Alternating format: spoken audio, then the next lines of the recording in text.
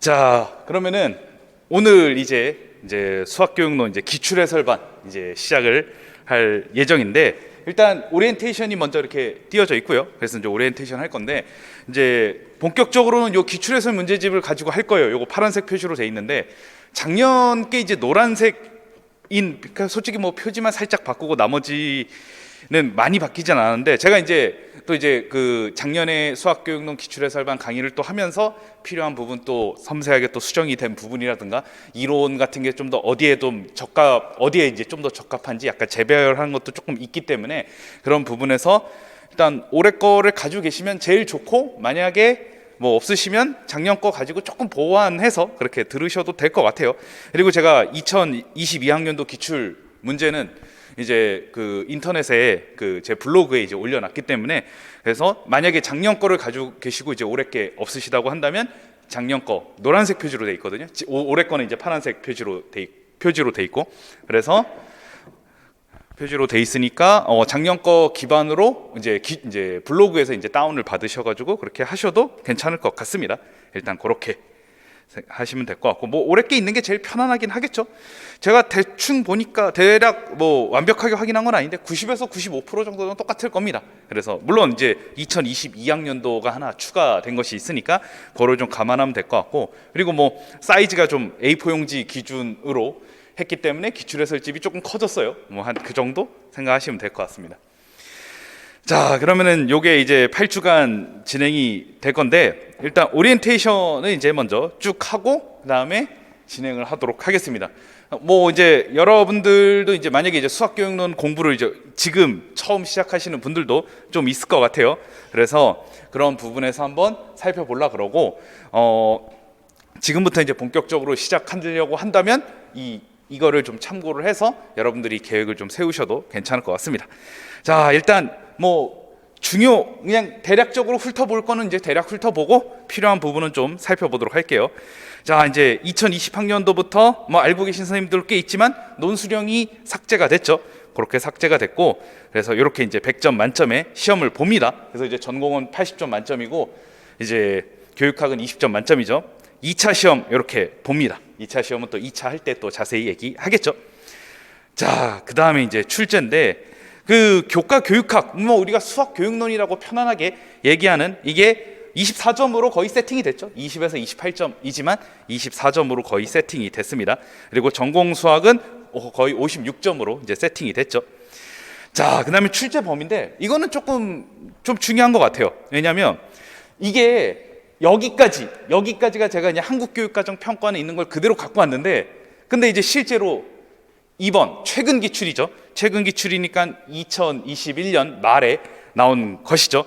근데 그 2022학년도 기출이 그 236호까지 나왔어요. 여기까지 나왔는데, 근데 이제 225호가 최근이었거든요. 근데 이건 한국교육과정 평가안에 있는 최근이었고, 9월 11일에 요게 236호가 나왔는데, 사실 고등학교 관련 진로 선택 부분만 살짝 조금 이제 바뀐 거라 사실 영향력은 거의 없었다고 볼 수 있는데, 어쨌든 뭐 여기서 중요한 거는 이제 2020년 9월 11일까지 돼 있는 걸로 시험 범위가 이제 출제가 됐죠.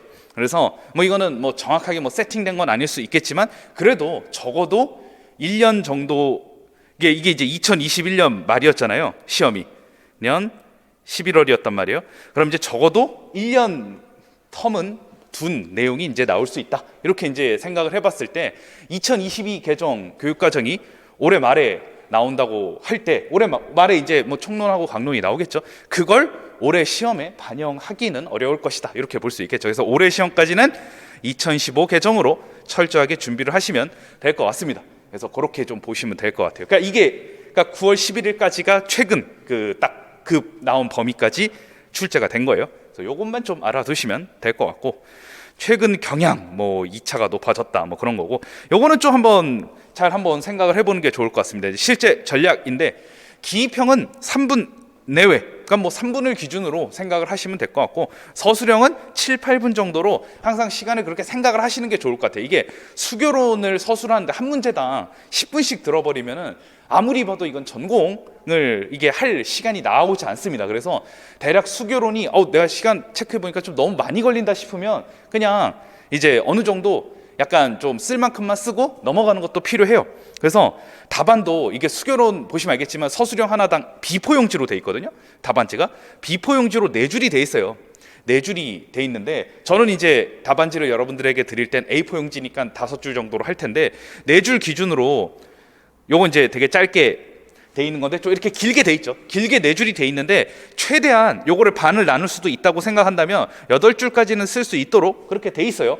그렇게 이제 돼 있는데 8줄까지 쓰는 거는 너무 무리수가 큽니다. 이러면은 8줄 쓰는데도 시간 되게 많이 걸리고 그것도 꼼꼼하게 따지는데 시간이 오래 걸려요. 그래서 8줄까지는 무리고 4줄에서 많아야 6줄 정도까지 이제 여러분들이 서술한다. 이런 느낌으로 이제 답안 작성을 하는 게 좋습니다. 이게 너무 많이 걸리면은 어쨌든 10분을 넘어가면은 아웃이에요. 그러면은 쉽지 않습니다. 수교론에 그렇게 시간을 많이 쏟아버리면 전공을 풀 시간이 없어요. 자, 전공 A를 한번 보면 일단 전공 수학과 합쳐서 총 90분의 시간이 주어진단 말이에요. 근데 수교론이 기입형 한 문항, 서술형 두 문항이에요. 그럼 이제 3분 플러스 대략 이제 7, 8분씩이니까 20분을 넘어가면은 이게 안 된다는 거예요. 20분을 아무리 많이 잡아도 이게 뭐 8분씩 잡는다고 칩시다. 그럼 8, 8, 3 해서 19분이잖아요. 그래요. 20분 정도 그래 세팅한다고 치자. 그래도 70분은 전공 수학에 사용하는 게 현명하다고 볼 수가 있어요. 이건 여러분들이 생각을 해야 돼요. 그래서 이제 모의고사 저 같은 경우는 이제 5월 7일 토요일에 이제 전공 수교 통합 모의고사를 한번 볼 텐데 이제 그때도 만약에 여러분들이 보신다고 한다면 수교론 전공 A는 내가 20분 정도 세팅한다 이렇게 생각하고 보시는 게 좋고요. 전공 수학 70분 드려야 됩니다. 여러분들이 이제 여기 계신 선생님들 중에서나 뭐 인강도 포함해서 이제 임용시험을 실제로 보신 선생님들이 계실 수도 있는데 실제로 모의고사를 보거나 임용시험을 보면 전공 A에서 한 60분 정도만 쓴다라고 하면 너무나 많이 부족함을 많이 느낄 겁니다. 그래서 이게 60분 정도로는 좀 많이 부족한 편이고 그래서 이제 전공 A를 70분 정도 전공 B도 솔직히 70분 정도 해야 그나마 내가 쓸 만큼 썼다 생각할 수 있겠지만 수교론의 문항이 한 문항 더 많기 때문에 요거는 25분 정도로 내가 대략 맞춰놔야 돼요. 25분 정도로 그러면은 대략 기입형 하나 하고 서술형 뭐 7, 7, 8 해서 22분 정도 23분 7, 7 뭐 21 7, 7, 8 하면은 그렇죠. 22분이죠. 그럼 대략 25분 정도로 생각을 하는 게 좋겠죠. 나머지는 그 대신 뭐 전공 수학도 여기 위에 보시면은 전공 B 또 보면은 이제 서술형이 이제 하나 더 많은데 그게 또 수교론으로 또 넘어간 것이기 때문에 전공 수학은 65분 정도면 괜찮을 수 있죠. 그래서 대략 A형, B형 나눠서 풀 때는 전공 수학은 70분, 65분 뭐 이렇게 생각을 하시고 수교론은 20분, 25분 이렇게 생각하는 게 좋습니다. 그래서 서술형을 한 문항당 10분을 넘어간다. 이거는 안 좋다. 이렇게 볼 수 있어요. 그래서 이제 쓸 때 또 그것도 굉장히 좀 생각을 많이 해야 돼요.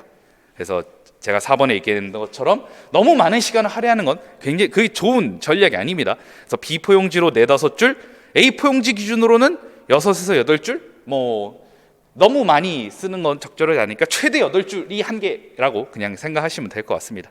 그래서 제가 여기 설명을 다 했죠. 10줄 넘게 점점 정말 꼼꼼하게 서술하는 거 이렇게 서술을 해서 그리고 1점 정도를 더 벌었다고 해봅시다. 하지만 전공을 한 문제를 못 풀었다면 낭패죠. 그러니까 이건 전략을 잘 가지고 하는 게 좋겠습니다. 자, 그다음에 출제 영역인데 요거는 한번 쭉 보세요. 이거는 이제 시험에 나오는 관련된 책들 이제 마련해 놓은 거니까 이거 쭉 한번 살펴보시고 넘어가도록 하겠습니다. 자, 이제 출제 경향 및 특징 요게 좀 중요할 수 있겠죠. 자, 일단 2018학년도 제가 이제 밑줄 친 거를 보면은 일단 밑줄 친 것만 좀 볼게요. 2018학년도는 교사용 지도서, 그러니까 이제 지도서하고 교육과정에 대한 출제 비중이 2018학년도에 정말 획기적으로 높아졌어요.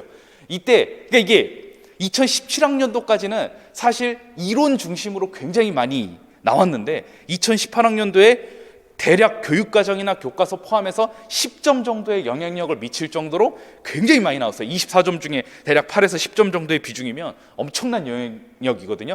그러니까 이제 이걸 기준으로 이제 19, 20, 21, 22도 이게 교과서나 교육과정이 대거 이게 한번 뭐랄까 진입장벽을 좀 뚫고 나다 보니까 교육과정과 지도서에서 굉장히 많이 나오기 시작했어요. 근데 올해 약간 진입장벽을 또 뚫은 것이 좀 있어요. 그러니까 이거를 좀 한번 생각을 해보려고 그래요. 자, 하지만 그것뿐만 아니라 변별력을 위해 한 문제 정도는 수학교육학 신론하고 교재, 수교재 요게 이제 기본서인데 기본서 이외에 교재를 공부해야 되는 거. 기본서 2의 교재가 뭐냐? 바로 이거예요. 수학습 지도 원리와 방법, 우정호 교수님이 쓴 책이고 학교 수학의 교육적 기초 상중하인데, 이 변별력을 위해서 여기 있는 내용을 알아야 풀 수 있는 문제가 나왔어요. 그러니까 이제 제가 이제 3, 4월에 이제 심화 이론 반을 하는데, 사실 이거는 이 한 문제의 영향력을 여러분들이 잘 소화하기 위해서 하는 거라고 봐도 과언이 아니에요. 그래서 이 문제는 이제 20점을 넘는데 뭔가 20점에서 21점 정도에서 넘을 수 없는 벽을 느끼는 선생님들이 있는데, 그런 경우 이제 교과서에 대한 이해가 좀 부족하거나, 그리고 심화 이론에 대한 이해가 부족한 경우 뭔가 넘을 수 없는 벽이 있다는 걸 느끼실 수가 있습니다. 그래서 그거를 이제 22, 23점 이렇게 거의 만점에 가깝게 하기 위해서는 이런 이호 신론과 수교재 외에도 우정호 교수님의 책을 공부할 필요가 있다는 거죠. 그래서 그걸 좀 생각을 해볼 필요가 있어요. 자, 2019학년도도 마찬가지. 2019학년도는 교육과정에 대한 내용은 조금 줄어든 대신 변별력을 위해서 확실히 우정호 교수님의 책을 알아야 풀 수 있는 문제가 또 출제가 됐죠. 그래서 그런 부분도 좀 생각을 해봐야 되고, 2020학년도부터는 실제로 기출문제를 가지고 이 책에 있는 내용이긴 한데 조금 분석을 좀 해보려고 그래요. 자, 보면은 2020학년도는 이때도 조금 약간 충격적인 게, 이게 지금 사실 교과서에서 여러분들 중3 지도서 보면 현해 수직이등분선 관련해서 요 정확하게 이제 AM과 BM이 같다, 이제 요거에 대한 내용인데, 그래서 이제 원의 중심에서 그 이제 수직 이등분선은 현을 이등분한다, 이런 내용인데, 여기 약간 충격적인 게 이거 다 지금 교과서에 그대로 나오는 내용이거든요. 근데 교과서에 있는 빈칸을 가지고 문제를 쓰라는 내용이 출제가 됐는데, 사실 이거는 좀 충격적이었어요. 이때부터 이제 약간 교과서에 대해서 더 많은 세심한 주의를 기울이게 됐죠. 아, 이제는 교과서 내부에 있는 내용도 꼼꼼하게 살펴볼 필요가 있구나, 이거를 좀 많이 느끼게 되는 문제였어요. 거기에 정당한 방법을 물어봤을 때, 우리가 정당한 방법은 교수학습 방법 및 유의사항에 있는 뭐 관찰이나 실험을 통해 확인하기, 연역적으로 논증하기, 이런 정당한 방법이니까 교육과정의 내용도 또 암기를 해야 되는 그런 측면이었습니다. 그래서 이런 부분이 좀 약간 충격적이었죠. 그러니까 기억은 솔직히 이거는 교과서만 이 부분 봤으면 무조건 맞추는 내용이었지만, 막상 쓰라고 한다면 쓰기 어려울 수도 있었던 그런 내용이었습니다. 자, 2020학년도 또 계속 볼게요. 이 내용이 나왔어요.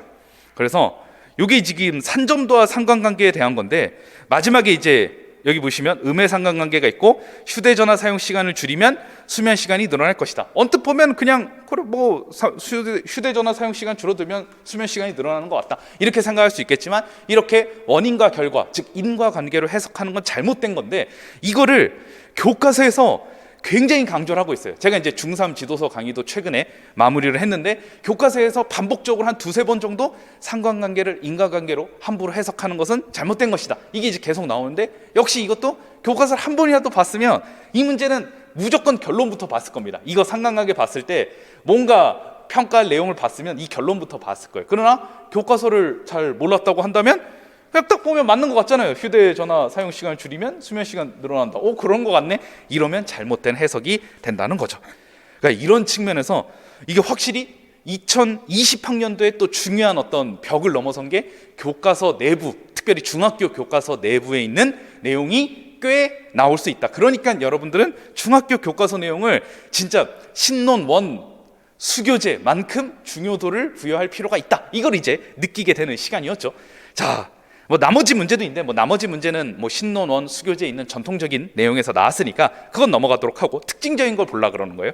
2021학년도도 한번 볼게요.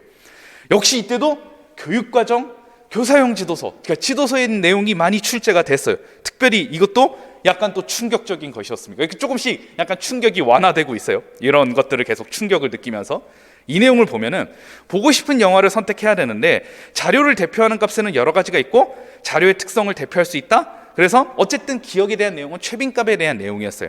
그래서 대표값으로 적절하겠구나 해서 쭉 나옵니다. 여기 보시면 기억을 설명할 수 있는 개념 용어, 최빈값의 의미를 써야 되는데, 이때 이후로 최빈값의 의미까지 암기를 해야 되는 시대가 됐죠. 그래서 저도 이제 용어 자료집이라고 이제 블로그에도 올려놓고, 그다음에 강문각 1층에도 뭐 지금 만약에 가시면 그냥 공짜로 받을 수 있어요. 그냥 편하게 가져가실 수 있는데, 거기에 교과서에서 핵심적으로 정의했던 용어들을 거기다가 정리를 해놨어요. 중요한 거. 그래서 그런 부분에서 이런 막 최빈값의 의미도 알아야 되고, 뭐 중앙가, 뭐 대표가, 그리고 뭐 제가 뭐 거기 정다면체 정의 그런 것도 다 적어놨는데, 물론 뭐 이산수학에도 나오는 내용이지만 어쨌든 그런 내용들을 알아야 될 필요가 생겼죠. 그래서 이런 것들 이제는 이것도 역시 최빈값에 대해서 대표값에 대해서 교과서 한 번만 봤으면 쉽게 풀 수 있었겠지만 막상 또 잘 모르면 또 못 풀 수 있는 문제죠. 그래서 이런 것도 좀 생각을 해볼 필요가 있었습니다. 자, 아직도 2021학년도에 자, 이제 여기서 또 생각해야 될 또 충격적인 내용이 이제 삼각함수 단원입니다. 자, 이제 그 시험의 어떤 그 손길이라고 해야 될까요? 그 손길이 본격적으로 고등학교 지도서로 옮겨가게 된 그런 기념비적인 문제라고 볼 수 있어요. 이거 삼각비 단원인데, 자, 여기 보시면 간단해요. 뭐가 간단하냐면은, 자, 여기 보시면 a sin x하고 sin bx에 대한 거예요. 그러니까 이제 결론적으로 말하면 y는 a sin bx의 그래프의 성질에 대해 정리한 내용을 발표를 해야 돼요. 그럼 여기는 a의 역할과 b의 역할에 따라서 정확하게 뭐 이제 치역의 범위라든가 뭐 주기라든가 이런 것들을 생각을 해야 되는 내용이었어요. 그래서 여기 보시면, 자, 일단 255호 어쩌고 저쩌고 나오는데 그 선택하여 쓰고 그 이유를 설명하시오. 자, 보시면 선택한 교수학습 방법을 적용할 때 이제 다해서 학생이 발표의 준비 과정과 내용을 서술해야 돼요. 그러니까 한마디로 y는 이게 다가 이거잖아요. 이거에 대해서 그래프 성질에 대해서 이제 뭐 정리한 내용을 발표를 해야 됩니다. 그래서 이런 것들을 발표할 때 실제로 a sin bx에 대해서 사실 지도서에 보면은 나와 있어요. 고등학교 지도서 보면 그대로 나와 있습니다. 근데 그게 대충 보면은 예를 들어 이제 치역 범위 같은 경우 이제 마이너스 a 해서 a 이렇게 생각할 수 있지만 사실 이거 절대값 붙여야지 정확한 것이잖아요. 그러니까 이제 이런 것도 한번 봐야 알 수 있는 내용이기 때문에 이게 고등학교 지도서를 꼼꼼하게 봐야 된다라는 충격적인 또 문제 중에 하나였습니다. 그래서 그러니까 여러분들은 이제 중학교와 고등학교 지도서 및 그 2015 개정 교육과정에 대한 내용을 진짜 신논1과 수교재만큼 권위를 두고 공부를 해야 되는 시대가 왔어요. 이게 그냥 딱 보면은 그래 뭐 알고 있는 내용이다 손쉽게 생각할 수 있겠지만 이게 문제가 될 수 있습니다. 아까도 뭐 치역 범위 같은 경우 절대값도 붙여야 되는데 이런 것들이 좀 나왔다는 거죠. 충격적이었고 2022학년도에도 조금 충격적인 내용이 있었어요. 이것도 한번 볼게요. 자, 어쨌든 여전히 교사형 지도서하고 교육과정인데, 자, 여기 보시면 좀 더 충격적인 게 고등학교 지도서에 상당히 몰빵을 했습니다. 이게 좀 충격적인데, 일단 2022학년도 내용을 보시면, 자, 얘는 태도 및 실천이고 자기평가에 대한 내용이었어요. 이 두 가지 내용이었는데 이거는 그냥 순수하게 교육과정을 알고 있어야 되는 그냥 기평 전형적인 문제였어요. 모르면 못 풀겠죠, 당연히. 그래서 요걸 알아두셔야 되고, 그다음 2022학년도 요것도 충격적인 것이었습니다. 자, 치료를 위해서는 3천만 원이죠. 그다음에 뭐 미션을 이제 2명을 지목해서 참가자들이 미션을 이제 하면서 10,000원씩 이제 적립이 되면서 계속 이제 한마디로 지수적으로 계속 나아가는 겁니다. 그러니까 이런 식으로 가는 거예요. 그래서 이게 학생회장이 하고 2명 지목하고 뭐 이제 아이스버킷 챌린지인가요? 뭐 그거랑 비슷한 것 같아요. 그래서 이렇게 거기는 뭐 3명씩 지목하는 것 같은데 여기는 2명씩 지목해서 적립금을 이렇게 해나가는 겁니다. 자, 여기서는 좀 충격적인 게 2가지였어요. 물론 뭐 제가 개인적으로 충격일 수도 있겠지만 어쨌든 약간의 트렌드가 조금씩 지금 보면은 시험 범위에 대한 어떤 트렌드나 경향이나 범위가 조금씩 뭔가 이제 돌 던지면 좀 약간 범위가 넓어지듯이 넓어지고 있다라는 것을 느낄 수 있을 거예요. 예전에 비해서 그냥 순수하게 이론만 물어보는 문제가 조금씩 계속 줄어들고 있어요. 교육과정이나 지도서나 이런 것들을 계속 접목을 시키고 있습니다. 자, 기억에 포함되어야 할 활동, 니은의 예를 제시를 해야 돼요. 기억에 포함되어야 할 활동. 자, 기억으로 한번 볼게요. 자, 질적 접근의 관점에서 이웃사랑 챌린지가 진행되는 수업 상황, 이게 좀 약간 충격적인 게 뭐냐면은, 자, 2번을 볼 건데 2018학년도 정도까지만 해도 예를 들어 사회적 구성주의에 대해서 써라. 그럼 우리 사회적 구성주의 3가지 알고 있는 거 있잖아요. 개인의 주관적 지식 공표, 그다음에 공적인 비판과 재구성, 사회적으로 합의된 뭐 객관적 지식 구성, 요 3가지인데 이거 지문 보면 그 내용이 그냥 딱딱딱 칼과 같이 나와 있습니다. 그래서 그냥 지문 보고 그냥 갖다가 그냥 뽑아서 쓰면 돼요. 굉장히 알기 쉬웠고, 그리고 이제 실제적 발달 수준의 발달 과정에 대해서 2018학년도에 출제가 됐는데 그냥 그게 그대로 나와 있어요. 그냥 본문에 있는 거 그냥 보고 갖다 쓰면 되는데, 여기서의 문제가 충격적인 건 질적 접근에 대해서 아무리 봐도 찾을 수가 없어요. 이걸 찾을 수가 없어요. 본문에 없어요. 구체적으로 제시되지 않고 그냥 본문의 상황을 여러분들이 생각하고 어느 정도 추론적인 걸 사용해서 이를 이용한 수업 상황을 제시하라는 약간 가역적 사고를 조금 향상시키는 그런 문제. 그러니까 질적 접근하면은 딱 본문에 질적 접근으로 지도하는 상황이 그냥 딱 나와줘야 될 것 같은데, 그게 아니라 그냥 질적 접근 말만 딱 있고 이걸 가지고 여러분들이 질적 접근에 대한 내용을 작성을 직접 해야 돼요. 수업 상황을 여러분들이 추론해서 수업 상황을 직접 제시를 해야 되는 문제예요. 저도 이제 나중에 뭐 문제풀이반이나 그럴 때 이런 것들을 좀 많이 낼 거예요. 그래서 여기서 약간 좀 충격적이었죠. 그러니까 예전에는 본문에 다 나와 있었습니다. 그냥 본문에 있는 내용만 그냥 딱 추출해서 이론 관련해서 적으면 그냥 깔끔하게 끝났는데 이제는 그렇지 않다는 거. 그다음, 그래서 이제 기억, 니은 보면 뭐 정교한 활동, 그냥 대략적으로 질적 접근, 양적 접근에 대한 그냥 내용만, 그냥 이론에 대한 내용만 간단하게 쓰고 나머지는 여러분들이 그냥 수업 사항을 제시를 해야 되는 문제였어요. 이것도 좀 생각을 해야 되겠죠. 그리고 수학적 모델과 도출해야 되는 결론. 지금 일단 수학적 모델도 이해를 해야 되고 결론도 이해해야 돼요. 그러니까 여기서는 수학적 모델링의 전 과정이 아니라 수학적 모델링을 만들고 그다음에 분석해서 결론을 내는 거기까지만 나온 거예요. 그래서 그 부분을 여러분들이 잘 적어야 되는데 이 내용이었습니다. 이거 직접 쓸 수 있어야 되는데, 이런 실생활에 대한 문제는 고등학교 지도서에서 굉장히 많이 나와 있어요. 뭐 굉장히 많은 건 아니고 어쨌든 나와 있어요. 근데 그런 것들을 이제는 고등학교 지도서에 있는 문제도 여러분들이 풀 수 있어야 되는 그런 문제도 나온다는 거죠. 이런 것들을 생각했을 때 여러분들이 이제 공부를 많이 해야 돼요. 그래서 아까도 얘기를 했지만 중고등학교 지도서와 이젠 고등학교까지 포함을 해야 돼요.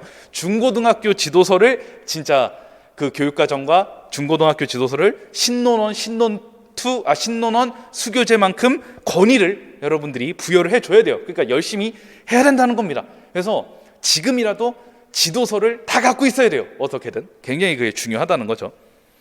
그래서 이걸 알아두셔야 됩니다. 참고로 저는 뭐 동아출판 지도서로 계속 얘기하지만 동아출판 지도서에서 나온 내용 중에 임용시험과 관련이 없는 건 하나도 없었어요. 임용시험에 뭐가 나왔다, 동아출판 지도서에 찾으면 다 있었습니다. 그래서 그런 부분에서 굉장히 중요하다라는 겁니다. 자, 이번에 또 충격적인 게 이 정적분 수업이었어요. 이것도 또 충격적인데, 이제 지금 보면은 리만적분의 개념을 변형한 것이다. 그래요. 이건 이해하겠어요. 교수학적 변환이니까 지식의 파손성이 일어날 수 있으니까 조심해야 돼요. 근데 니은이 조금 되게 충격적일 수 있는 문제였는데, 연속 영역에서 다룰 수 있는 함수 중에서도 다친 구간에서 불연속인데 리만적분이 가능한 함수의 예를 찾아야 돼요. 이걸 직접. 이거 참고로 고등학교에서 웬만하면 고등학교에서도 그렇게 다루지 않는 내용입니다. 이 부분은 결국 해석학의 영역에 살짝 손을 댔다라고 볼 수가 있겠죠. 약간 지금 이거를 보면은 저는 이 문제를 딱 보고 생각한 게 있는데, 여러분들도 이제 전공시험을 좀 보다 보면은 조금 짬뽕이 되는 게 있어요. 그러니까 이산수학이나 확통이 같이 나오는 그런 적이 있었는데, 사실 수교로는 전공하고 뭔가 칼로 완전히 분할이 되는 이제 그런 측면이 있었는데, 이게 좀 지금 보니까 지금 여러분들의 추세를 한번 보세요. 처음에는 이론만 나오다가 그 다음에 이제 중학교 지도서를 쭉 했어요. 근데 중학교 지도서 2018학년부터 이거 집에서 2014학년도부터 쭉 그 문제만 한번 쭉 보는 것도 괜찮을 것 같은데, 제가 말한 거를 잘 생각하면서 한번 보세요. 그러니까 처음에 이론만 나오다가 2018학년도부터 중학교 지도서 내용이 나왔는데, 근데 그 중학교 지도서도 1, 2학년 내용은 별로 안 나왔어요. 거의 안 나왔고 중3에 많이 초점을 뒀어요. 왜냐하면 중3 내용이, 그러니까 여러분들은 1, 2학년 내용은 임용 출제하시는 분들도 봤을 때 솔직히 모르는 건 없을 것이다 그렇게 생각을 하니까. 하지만 중3은 까다로운 게 있었습니다. 2018학년도에는 실제로 원주각을 활용해서 최대각을 구하는 문제라든가 이런 것들은 모를 수 있는 내용들이 나왔어요. 그리고 상관관계에 대해서도 최근에 다시 추가가 됐기 때문에 또 잘 모를 수 있는 영역이었어요. 그러니까 그런 것들이 나왔고, 그 다음에 원과 현의 수직 이등분성 관련해서 중3 내용을 지도를 할 때 사실 중3이 이제 고등학교 입시도 준비를 하다 보니까 이제 좀 이제 시수도 좀 많이 적기도 하고 그냥 대략 넘어가는 것도 많단 말이에요. 이런 것들을 나중에 여러분들이 또 중3 이제 내용을 또 잘 지도하기 위해서 알아야 되는 거라고 판단했을 수도 있고, 그래서 중3 내용이 좀 많이 나왔단 말이에요. 그 다음에 고등학교로 넘어갔습니다. 이게 범위가 조금씩 뭔가 넓어지고 있어요. 지금 고등학교 보면은 아까 상가함수 내용도 나왔죠. 지수부등식 내용도 알아야 되고, 이제는 미분과 적분까지 넘어갔어요. 지금 수투의 미분과 적분까지 넘어갔어요. 이러다 보면 확률과 통계에도 손을 댈 수도 있을 것 같아요. 그리고 더 나아가서 이제 수교론에서는 지금까지 거의 안 했던 전공과 이제 통합을 해서 나올 수도 있다. 그런 것도 생각을 해볼 필요가 있을 것 같아요. 그래서 제가 뭐 며칠 전에 이제 강의를 할 때도 좀 얘기를 했지만, 제가 문제풀이반 할 때는 제가 이제 전공 강의도 하는데 전공 강의 특별히 수교론하고 관련된 내용만 골라서 다루고 있거든요. 그래서 전공과 수교를 합치는 문제도 일주일에 뭐 한 문제 정도씩은 풀어보게 할 생각이 있어요. 그래서 7월에는. 왜냐하면 이 문제, 이거는 확실히 해석학 영역에 살짝 손을 댔다고 볼 수가 있습니다. 이런 거 솔직히 고등학교 지도할 때 이런 거 찾으라고 안 하거든요. 이런 거 안 합니다. 이런 거. 그래서 이런 리만 적분의 예, 그래서 불연속이지만 리만 적분이 가능한 거. 리만 적분 뭐 그냥 처음에만 그냥 이야기거리만 다루고 넘어가지 뭐 이렇게 리만 적분 그렇게 절대 다루지 않습니다. 그러니까 이런 것도 우리가 생각을 해볼 필요가 있어요. 그래서 이제 예를 들어 뭐 이산수학 같은 경우에는 비둘기집 원리 같은 거를 이산수학에서만 낼 리는 없다고 봐요. 안 나올 것 같아요. 하지만 수교론, 중학교나 그런 거 관련해서는 비둘기집의 원리가 활용되는 게 좀 있거든요. 수교론 관련해서 중고등학교 지도서에. 그래서 이제 그런 것들을 융합해서 낸다든가 이런 것들. 예를 들어 정수론 같은 경우 나눗셈 알고리즘을 여러분들이 뭐 모듈로 뭐 버피를 이용해서 뭐 그런 계산하는 데는 주로 활용하지만 나눗셈 알고리즘 자체를 뭐 출제하기에는 조금 그럴 수 있어요. 뭐 나중에 뭐 중국인의 나머지 정리나 뭐 이런 걸 관련해서 당연히 나눗셈 알고리즘을 알아야 되지만, 하지만 중학교에서는 이 나눗셈 알고리즘이 중학교 2학년에서는 굉장히 또 중요한 역할을 할 수 있기 때문에 그런 문제에서 또 짬뽕에서 나올 수도 있다는 거죠. 그래서 이제 그런 것들을 좀 생각해 보려고 그래요. 이게 괜히 이 문제가 안 나왔다고 개인적으로는 생각합니다. 그래서 조금씩 이제 나중에는 전공 수학의 영역을 좀 침범해서 수교론 문제도 나올 수 있지 않을까 생각해요. 사실 이런 내용 깊이 있게 안 다루거든요. 물론 고등학교 때 어느 정도 다루기는 하지만, 물론 이걸 안 다룬다는 건 아니에요. 그래서 깊이 있게는 안 다루는데 이제 다룬다는 겁니다. 지금 보면은 중학교 교육과정 관련해서 교수학습 방법이나 유의사항은 정말 많이 냈어요. 그래서 이전까지. 그래서 그건 이제 다 털었다고 보고, 그래서 이제 뭐가 나옵니까? 수투의 교수학습 방법이 유의사항이 나온단 말이에요. 이제 수투까지도 여러분들이 교수학습 방법이 유의사항을 알아둬야 되는 상황이 됐어요.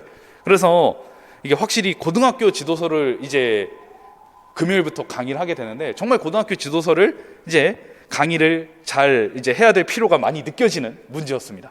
그래서 그런 것들을 좀 생각을 해봐야 될 것 같고, 제가 이제 작년에는 고등학교 지도서를 이제 그 고등학교 1학년 내용만 이제 지도서라고 나머지는 프린트로 했는데, 이제는 수원, 수투까지는 다 지도서로 할 생각이에요. 그래서 이제 왜냐하면 그 지도서 내용을 많이 알아야 되기 때문에 그런 것도 좀 생각을 해봐야 될 것 같습니다. 그래서 불연속이지만 리만적 부분 가능한 함수는 뭐 여러분들이 알아서 한번 찾아보시고, 자, 적분 영역 교수학습 방법이 유의사항을 알아야 되는 상황이 왔습니다. 그래서 이런 것도 생각을 해야 돼요. 그러면 이제 정리를 하면 중학교 교육과정에서 이제 많이 내다가 조금씩 이제 중학교 교육과정 범위가 넓어지고 있죠. 고등학교 지도서 및 유의사항까지도 어느 정도 섭렵하고 살짝 전공수학 영역에 손을 댔다, 이런 정도까지 여러분들이 생각을 해서 올해 출제 어떻게 될까 좀 생각해 보면 좋을 것 같은데, 보시면 알겠지만 그냥 순수하게 이론만 조합해서 나온 문제는 많이 없어요.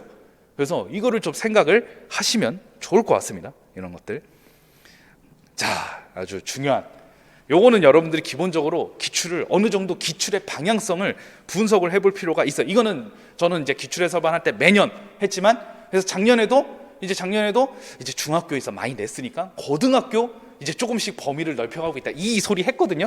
근데 작년에는 그래도 뭐 전공 얘기는 안 했어요. 근데 이제 올해는 전공 얘기도 조금 할 수도 있을 것 같아요. 그런 면에서.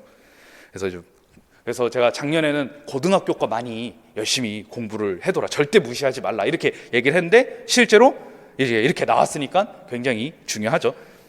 제가 이제 그 용어 자료집 제가 작년에 이제 만들어서 이제 출판을 했는데, 그 수투에서 적분 영역의 교수학습 방법 유의사항 단 한 개만 외우라 그랬어요. 그 수십 개 있는데 한 개만 외우라고 했는데 그게 나왔어요. 그러니까 여러분들이 정말 그 용어 자료집에 있는 거, 용어 자료집은 아까도 얘기했지만 방문각 1층에도 있고 블로그에도 있어요. 그래서 꼭 공부를 해두세요. 그래서 아주 중요하다. 이렇게 좀 그러니까 분석을 되게 잘 해야 돼요. 그러니까 그 수학 교육론 시험의 출제 방향성을 여러분들이 굉장히 잘 알고 있어야 돼요. 그래서 공부도 이런 느낌으로 해야 돼요. 그래서 공부를 할 때도 그러니까 지금 막 그래서 신론원과 그 수교재는 여러분들이 뭐 이론 암기는 그냥 기본이에요. 일단 그 거기에 나오는 개념은 기본이고 그거에 대해서 서로 비교하면서 설명할 수 있어야 돼요. 이번에 뭐가 나왔습니까? 이론도 그냥 단순히 나온 게 아니라 안내된 재발명하고 역사 발생적 원리를 비교하는 문제가 나왔단 말이에요. 단순한 게 아닙니다. 그거 그냥 각각 뭐 내용만 암기해서 쓴다고 되는 게 아니라 비교해서 어떤 차이점이 있는지 분명히 인지를 해야 돼요. 그래서 이제 그런 부분도 생각을 해야 되겠죠.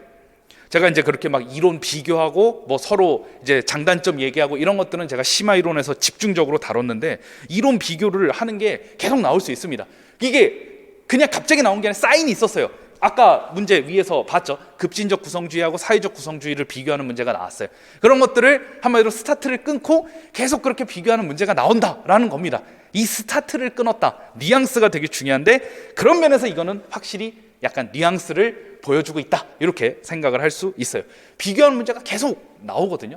그럼 이제 제가 심화 이론반에서는 되게 중요하게 강조를 했던 게 프로이덴탈과 뭐 브루너, 딘즈 그런 이론들을 비교하는 거를 굉장히 다각도로 다뤘는데 이런 것들도 생각을 해볼 수 있다는 거죠.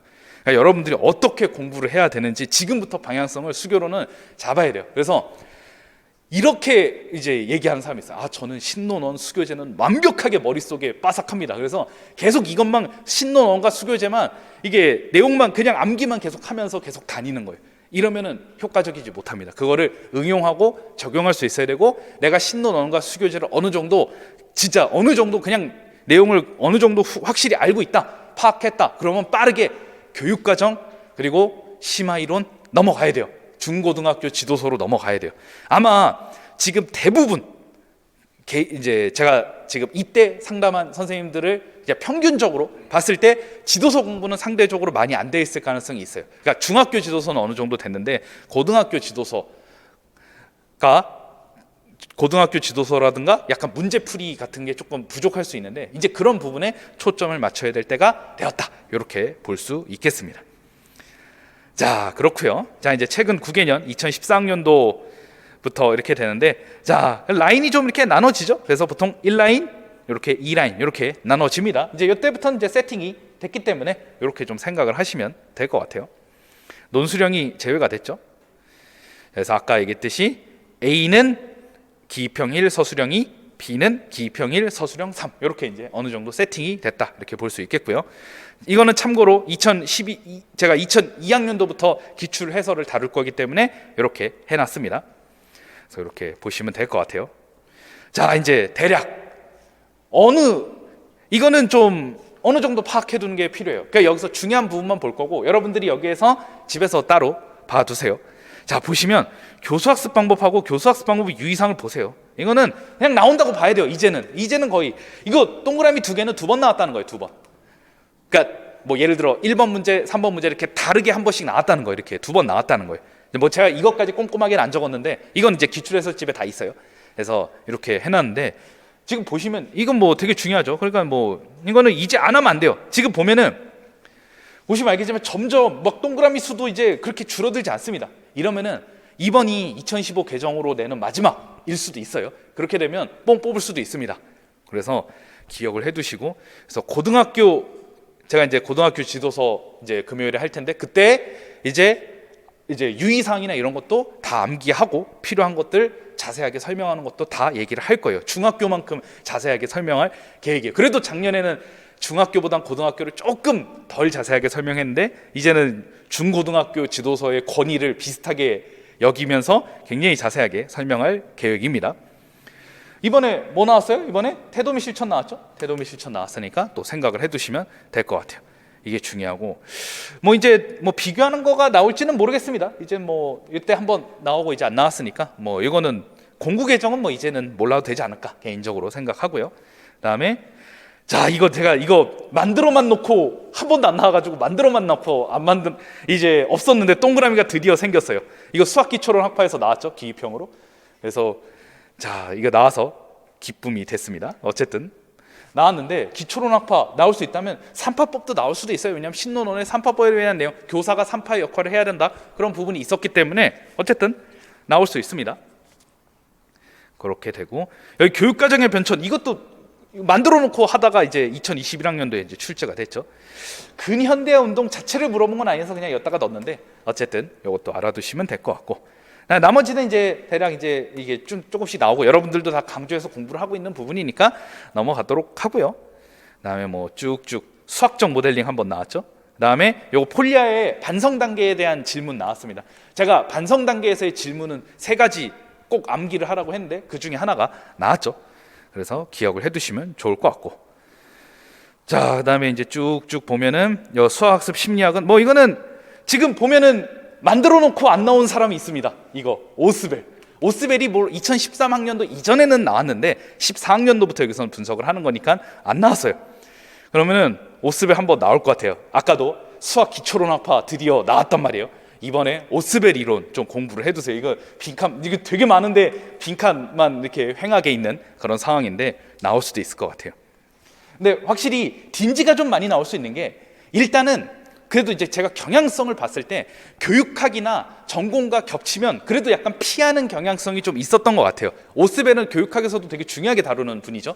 그러다 보니까 좀 그런 경향성이 있었는데 그래도 할 만한 분은 아니기 때문에 한 번 정도 나올 수도 있을 것 같고, 근데 딘지는 확실히 수학 교육에 좀 특화가 된 부분이기 때문에 그런 면에서 이론도 되게 명확하고 깔끔해서 많이 출제되는 경향성이 있었긴 했습니다. 그래서 그런 부분 좀 생각하면 될 것 같고, 피아제 같은 경우도 교육학에서는 반성적 추상화로 얘기를 하죠.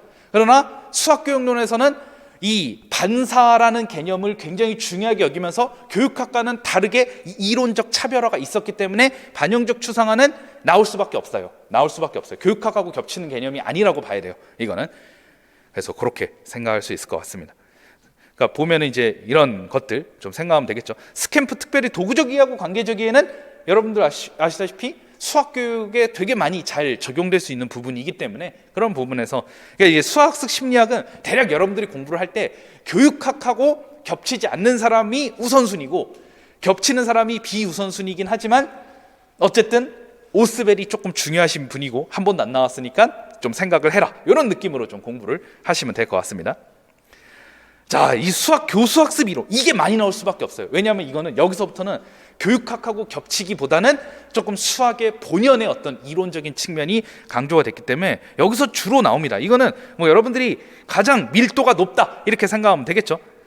이것까지 합쳐가지고 여기가 가장 밀도가 높아요. 왜냐하면 아까도 얘기했지만 수학습 심리학은 교육학하고 겹치는 부분이 꽤 있습니다. 하지만 여기는 순수 수학 교육론 쪽이기 때문에 밀도가 높다고 볼 수 있어요. 그래서 여기가 가장 중요합니다. 신론 1에서는 그걸 좀 생각하면 좋을 것 같고, 그다음에 여기 극단적인 교수학적 현상, 아주 그냥 좋죠. 그냥 극단적인 교수학적 현상은 나온다 이렇게 생각하고 보시면 돼요. 근데 저는 문제는 많이 안 낼 것 같아요. 왜냐하면 여러분들이 극단적인 교수학적 현상 쓰라고 하면 대부분 잘 쓰시기 때문에 하지만 잘 나온다는 거 기억해 두시면 좋을 것 같아요. 인식론적 장애도 한번 나올 때도 또 되지 않았을까 이런 생각도 합니다. 공학적 도구의 활용, 장점이나 양식도 한 번 정도는 나올 것 같아요. 그래서 공학적 도구 같은 경우 탐구학습형 학생 주도형 이런 것도 있죠. 그다음에 이제 수학과 실제 경험과 연결한다든가 구체적 추상적 대상이라든가 이런 것들 좀 생각을 해볼 만하죠. 그래서 평가도 간혹 이렇게 조금씩 나왔습니다. 아까 자기 평가가 나왔다는 걸 좀 생각해야 되겠죠. 그럼 이거 빠뜨렸네요. 여기 자기 평가 하나 넣어야 되는데 이거 빠뜨렸습니다. 자기 평가 나왔는데 안 넣으면 서운하죠. 그래서 이게 평가 방법 관련해서 한번 나왔습니다. 그래서 이게 평가는 꾸준히 그래도 영향력을 발휘하고 있어요. 근데 이거 평가는 신론 2로 넘어갔죠. 제가 이제 신론 1을 중심으로 했으니까 신론 2가 없는 건 아니고 신론 1을 중심으로 신론 2하고 그냥 수학 학습 지도 원리와 방법을 짬뽕을 했습니다. 이렇게 생각하시면 될 것 같아요. 자, 이제 수교재입니다. 자, 수교재 보면은 조금 약간 안 나온 게, 이것도 만들어 놓고 좀 안 나왔는데 수화현상 관련해서 형식부력의 원리, 물론 이게 2018학년도 제가 이걸 2018학년도에 나왔으니까 여기다 넣을까 하다가 고민 끝에 그냥 여기다가 넣었어요. 약간 음수와 관련이 있는 거라서 근데 넣었는데 뭐 그렇게 따지면 여기에 나왔다라고도 할 수 있으니까 뭐 넘어가도 될 것 같고. 자, 그다음 역사적 발달. 이거 함수의 역사적 발달만 이제 좋아하고 대수의 역사적 발달을 안 좋아해서 안 나왔었는데 이번에 한번 나왔죠. 그래서 균형을 맞췄습니다. 그래서 생략적 대수, 기호적 대수 관련해서 나왔죠. 변수 개념 인지장애도 마찬가지. 이것도 만들어 놓고 계속 빈칸이었는데 결국 변수 개념 인지장애 한번 나왔어요. 이러면 이번에 균형을 맞추기 위해서 함수 영역에서 인식론적 장애 한번 나올 수도 있지 않을까, 이런 생각도 해볼 수 있을 것 같아요. 한번 나올 것 같아요. 함수 개념과 관련해서 인식론적 장애가 8가지 정도 수교재에 잘 나와 있죠. 그래서 한번 좀 생각을 해보면 좋을 것 같고, 이번에 약간 대수에서 확실히 좀 약간 무게중심을 주고 그동안 빈칸 안 나왔었잖아요. 안 나왔던 게 이렇게 좀 나왔다고 한다는 것은 결국 찾을 것 같아요. 그동안 안 나왔던 거 한번 찾아가지고 낼 것 같아요. 2021학년도인가요? 여기 보시면 갑자기 밑에 거 보는데 백허이론 한 번도 지금 나오지 않다가 나왔단 말이에요. 이렇게. 그러니까 이게 지금까지 출제하지 않았던 것들을 골라가지고 한번 낼 것 같습니다. 그래서 이제 그런 것도 좀 생각을 해두시면 될 것 같아요. 자, 그다음 기하와 증명. 확실히 기하와 증명은 약간 교과서 관련해서 지문으로 활용하기 좋기 때문에 좀 많이 나옵니다. 근데 증명 교수학습 개선 방향 한번 나올 것도 같은데 이것도 역시 만들어 놓고 지금 계속 빈칸이거든요. 그래서 한번 나올 것 같아요. 이거 뭐 분석적 방식, 종합적 방식 통합, 이것도 뭐 안 중요한 것도 아니고 발견의 맥락과 정당화의 맥락 통합도 마찬가지. 그다음에 여기 뭐 수직적, 수평적 관련성 이런 것도 여기 보시면 저것도 있잖아요. 저거 뭐 우리가 선행 개념의 방해라든가 이런 것도 있는데 지금 다 빈칸이에요. 그러면 이번에 한번 좀 낼 수도 있는 영역이지 않을까? 기하와 증명 좀 체크를 한번 해보겠습니다. 그다음 미분과 적분, 이거 교과서 내용 만들어 놓고 역시 안 하다가 이번에 갑자기 지금 미분과 적분에서 갑자기 막 폭발했죠. 그래가지고 이런 것들을 보면은 그동안 안 냈던 영역에서 좀 계속 손을 댈 수 있을 것 같습니다. APOS 이론도 만들어 놓고 지금 안 하다가 이번 한번 2020학년도에 나왔고, 개념 정의와 개념 이미지도 한번 낼 법하죠. 이것도 한번 낼 것 같아요. 왜냐하면 안 나왔으니까. 요즘 보니까 좀 안 나온 것들 지금 계속 지금 파헤쳐가지고 이제 좀 문제 내는 것 같은데 그것도 좀 보시면 좋을 것 같고, 그다음에 확률, 통계 이런 어떤 확률과 통계에선 교과서에서 꾸준히 계속 출제가 됐죠. 그래서 이런 것도 좀 생각을 해보면 좋을 것 같습니다. 이거 자칫 잘못하다가 이번에 정규분포 관련해서도 나올 수도 있을지도 모르겠어요. 왜냐하면 솔직히 리만 적분 관련해서도 얘기했다면 정규분포에서 얘기 못할 거 없죠. 그래서 예를 들어 큰 수의 법칙이라든가 이런 것들은 충분히 다룰 수 있는 내용이라고 보여집니다. 그래서 그러니까 이런 것도 좀 자세하게 할 거예요. 교과서에 있는 내용도 어쩔 수 없게 됐습니다. 그래서 그렇게 생각하시면 될 것 같아요. 그래서 이런 전체적인 어떤 경향성을 좀 분석을 해보면 조금 여러분들이 공부를 하는데 방향성을 잡을 수 있을 것 같습니다. 자, 이제 강의 계획인데 이거는 뭐 읽어 보시고요. 뭐 이것만 한번 볼까요? 이것만 뭐 중요한 것만. 자, 그 21개년 하겠다는 거죠. 공구 모의 평가 포함하면 22개년 22개 하겠다는 거고, 어쨌든 매주 서술형 5문제 인강으로 들으시던 직강으로 들으시던 뭐 첨삭 동일하게 되고 수강료도 똑같고 아주 공평합니다. 그래서 첨삭 다 진행이 돼요. 그래서 일단 오늘은 문제가 없고 그 대신 오리엔테이션으로 대체를 했잖아요. 다음 주부터 문제를 드릴 텐데, 그러니까 이번에 2002학년도부터 쭉 어디까지 나갈지 모르겠지만 나간 데까지 문제 5문제를 드리고, 근데 동형 문제로 기출 동형 문제로 기출의 어떤 지문을 활용하거나 문제 형태가 비슷한 거를 기반으로 출제를 할 거예요. 그래서 이제 5문제씩 그렇게 드릴 거고, 그렇게 되면 원래 오늘부터 5문제를 해야 5, 8, 40 딱 맞는데 안 맞잖아요. 다음 주부터 5문제니까. 그래서 마지막 주는 10문제를 풀어봅니다. 그래서 그렇게 생각하시면 될 것 같아요. 그럼 40문제가 완성이 되죠. 자, 고등학교 이론 적용반은 금요일에 진행을 할 거예요. 그러니까 이틀 뒤에 진행을 할 겁니다. 아까 고등학교 중요하다고 한 내용이 이제 이런 강의가 있기 때문에 그런 홍보 차원도 있는 거죠. 아주 중요하다고 할 수가 있겠습니다. 그다음에 요 4주면 충분할 것 같고요. 뭐 그렇게 8주까지 할 내용은 아니고, 아무리 뭐 더 내용이 추가된다 하더라도 8주까지 할 내용은 아니고 그렇게 생각이 되고, 그다음에 객관식 기출 응용반이라고 그 아까 공부에서 1, 3학년도 그 객관식 문제가 있었는데 사실 그것도 되게 좋은 문제들이 많은데 그런 것들을 그냥 흘려보내기 아까워서 서술형으로 바꿔서 문제를 낼 거고요. 여기는 그냥 문제풀이반이라고 생각하면 돼요. 그래서 15문제씩 풀 거예요. 여기하고 좀 다르죠. 15문제씩 풉니다. 이때는 완전 그냥 문제풀이반이라고 생각하면 돼요. 이때부터는. 그래서 이렇게 쭉쭉 진행이 되고, 그다음에 뭐 통합 모의고사도 한다는 거고 뭐 그렇습니다. 뭐 그래요. 이 정도 생각하면 될 것 같습니다. 그래서 연간 강의 계획인데 상황에 따라 약간 변동 가능하다. 그래서 뭐 변동이 조금 있었어요. 그래서 3, 4월에 코로나 관련해서 뭔가 좀 살짝 변한 게 있었어요. 그래서 반영을 할 수 있고 뭐 여기도 이렇게 비어놨는데 혹시 뭔가 사정이 있으면 이런 데 비어있는 데를 좀 활용할 수도 있습니다. 그래서 좀 알아두시면 좋을 것 같고 그래 뭐 이렇게 좀 한 3주 정도 비는 것 같지만 뭐 열심히 문제를 만들어야 될 것 같고 뭐 그렇습니다. 이건 제가 할 일이겠죠. 넘어가도록 하겠습니다. 자, 이제 학습 방법 이런 게 있습니다. 이거는 제가 뭐 여러 가지 좀 약간 상담 내용을 좀 약간 정리한 거라고 할 수 있는데 뭐 필수적인 것만 그냥 간략하게 다루고 나머지는 읽어보시면 될 것 같아요. 어쨌든 최종적으로는 22점 이상 받는, 물론 24점을 목표로 해야 되겠지만 아까도 얘기했지만 24점 받으려면 수학교육론 같은 경우에는 결국 한 문제당 10분씩 쓰긴 해야 돼요.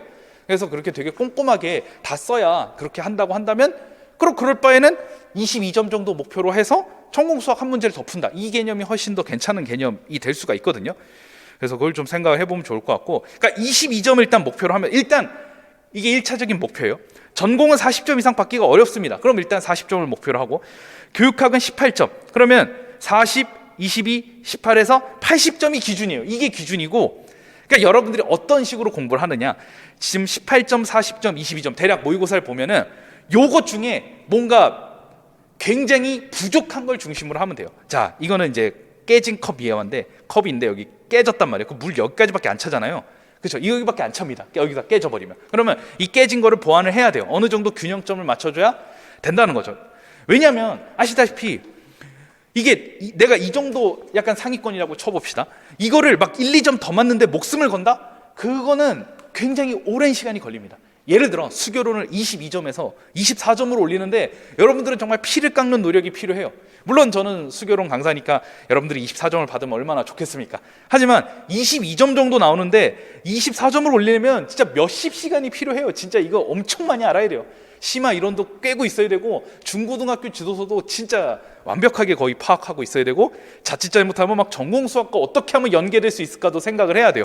이게 굉장히 쉽지 않습니다. 그러나 예를 들어 전공이 28점이에요. 한 반타작밖에 못해요. 그래도 이걸 한 35점으로 올리는 거는 그래도 이거 올리는 것보다 쉽습니다. 그러면은 실제 총합 점수는 얘가 7점 올라가니까 더 좋잖아요. 그래서 이런 느낌으로 해야 된다는 거예요. 그래서 여러분들이 그 교육학 18점, 40점, 22점 셋 다 쉽지 않습니다. 셋 다 쉽지 않아요. 근데 일단 이거를 목표로 80점을 기준으로 해야 돼요. 물론 커트라인에 따라서 떨어질 수도 있고 올라갈 수도 있겠지만 그럼 이제 여러분들이 비율로 낮추거나 높이면 됩니다. 뭐 커트라인이 뭐 80점이면 그래도 뭐 어느 정도 맞다고 할 수 있는데 커트라인이 뭐 어느 때는 65점일 때도 있었단 말이에요. 그런 경우는 비율적으로 낮추면 되는 거고 어쨌든 요거를 목표로 해야 돼요. 예를 들어 커트라인이 예전에 막 60점대 이때는 수교론을 20점 정도 목표로 했단 말이에요. 왜냐하면 그렇게 커트라인이 잡히면 진짜 어렵습니다. 전공 같은 경우도 진짜 끔찍하게 어려워서 40점이 마의 벽이라고 느껴질 수도 있는 그런 점수란 말이에요. 그래서 요거를 좀 생각하면 되고 일단 1차 목표가 달성되는 게 굉장히 중요합니다. 그러면 전공에 좀 힘을 쏟아야 돼요. 왜냐하면 아까도 얘기했지만 수교론은 22점이면 거의 여러분들이 받을 만한 점수를 거의 받은 거예요. 물론 이거보다 더 잘하면 너무 좋아요. 근데 이거는 여러분들이 꼼꼼하고 세심하게 계속 문제를 풀어보면서 충분히 보강을 할 수 있는 부분이기 때문에 어떤 따로 공부를 한다든가 그런 측면보다는 문제를 열심히 풀어봐야 되겠죠. 교육학도 18점이면은 잘 나온 거예요. 20점까지 받으면 물론 좋지만 굉장히 쉽지 않습니다. 그래도 전공은 40에서 56점까지 16점 정도나 그래도 텀이 있기 때문에 그래도 하려면 할 수 있는 영역이 전공이죠. 그래서 이렇게 여러분들이 잡으면 돼요. 그래서 전공을 40에서 뭐 45 이렇게 올릴수록 여러분들의 커트라인 점수는 85점 더 나아가서 90점 이렇게 갈 수 있죠. 확실히 1차를 예를 들어 90점이 나와버렸다 1차에서 진짜 그러면 2차는 편안하게 해도 그냥 다 합격을 합니다. 제가 뭐 대부분의 경험이 그래요. 그래서 커트라인보다 한 10점 정도 높으면 2차는 그래도 속 편하게 할 수 있어요. 그러니까 1차가 거의 당락을 결정한다라고 해도 물론 아까도 2차 비중이 높아졌다라는 얘기를 했지만 그래도 커트라인보다 10점이 높으면 기분이 굉장히 좋죠. 이러면은 진짜 웬만하면 제가 이제 그런 분들 2차 강의를 할 때는 그냥 수학적 5개념이나 뭐 필요한 것만 좀 수정을 해주는데 왜냐하면 오히려 막 진짜 꼼꼼하게 막 그렇게 하려고 그러면 2차 때 더 긴장해서 못 할 수도 있어요. 그래서 어쨌든 커트라인이 그렇게 높아서 좀 편안하게 할 수 있는 상황이 제일 좋겠죠.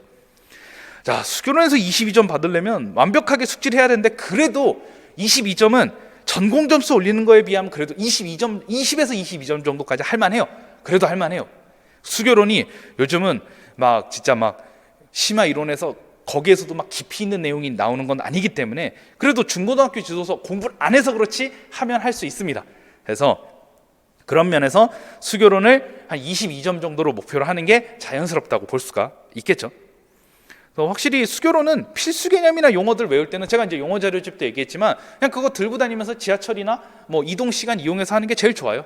우리 고등학교 때 저도 뭐 했지만 우선순위 영단어 계속 들고 다니면서 암기했거든요. 그럼 이제 영어 단어 그렇게 공부했듯이 그렇게 짜투리 시간을 많이 활용하는 게 좋아요. 왜냐하면 여러분들도 공부를, 저도 이제 공부를 하지만 전공은 앉아서 2-3시간 연구해야 됩니다. 그렇게 해야 되기 때문에 확실히 수교로는 조금 비어있는 시간, 뭐 화장실 갈 때라든가 이때 뭐 영어들 외우고 할 수 있기 때문에 그런 시간을 일단 많이 활용해야 돼요. 물론 수교론도 좀 앉아서 집중적으로 공부를 해야 되는 시간이 당연히 필요하지만 짜투리 시간은 일단 수교론에 집중을 하는 게 좋습니다. 왜냐하면 교육학도 논술을 하려면 약간 좀 깊이 있게 좀 생각하는 시간도 필요하기 때문에 짜투리 시간 활용은 수교론으로 한다, 이렇게 생각하시면 될 것 같아요.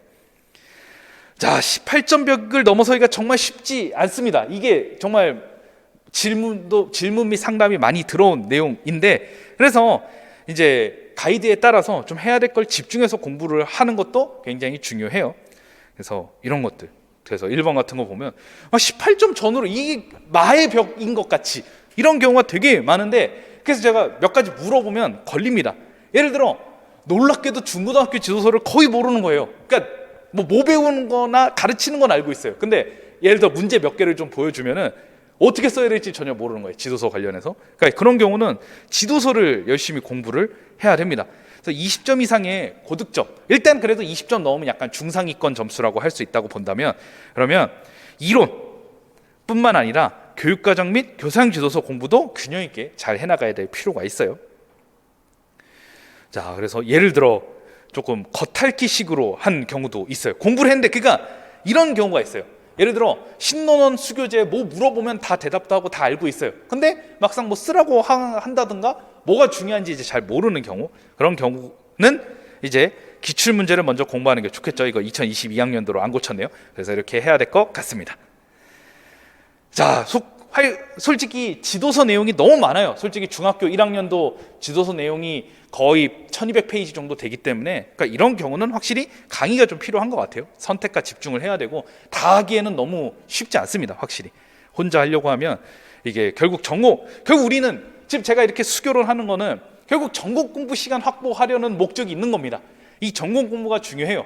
뭐 물론 저는 수교론 강사니까 수교론 점수 잘 나오면 감사하겠지만 확실히 여러분들이 합격을 하려면 전공 점수가 잘 나와야 되는 건 뭐 누구나 알고 있는 사실이죠. 그러면 수교론을 효과적으로 공부를 하는 게 핵심이에요. 그게 제일 중요해요.